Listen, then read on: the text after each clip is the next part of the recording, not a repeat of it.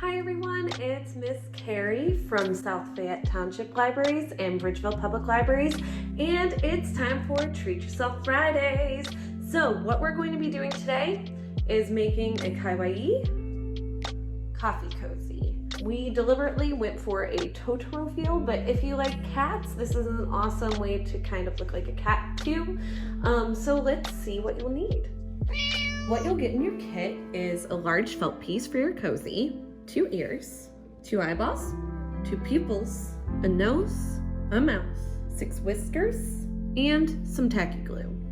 Now that you know what you'll need, let's get started. So what you'll do is you'll take out your tacky glue, and I'm going to start by getting my pieces assembled.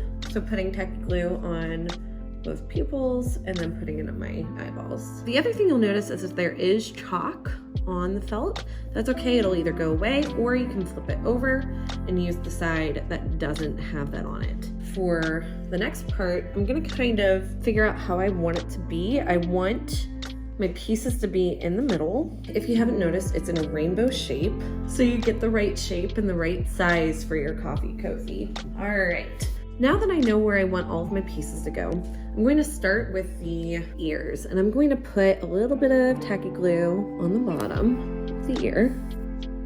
I'm going to press it down. Same thing here, I'm going to press it down. And once you know where you want all of your felt pieces to go, you can start gluing.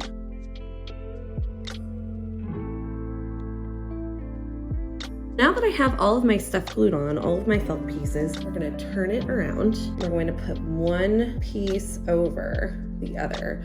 If you would like, what you can do is get like a coffee cup if you already have one. If you have Starbucks or anything like that from home, that might be helpful. So you get the right shape and the right size for your coffee cozy. What I have is a coffee mug that I have at home. Probably won't be perfect. I'm gonna put this side on the top, and then I'll just put a little bit of glue there.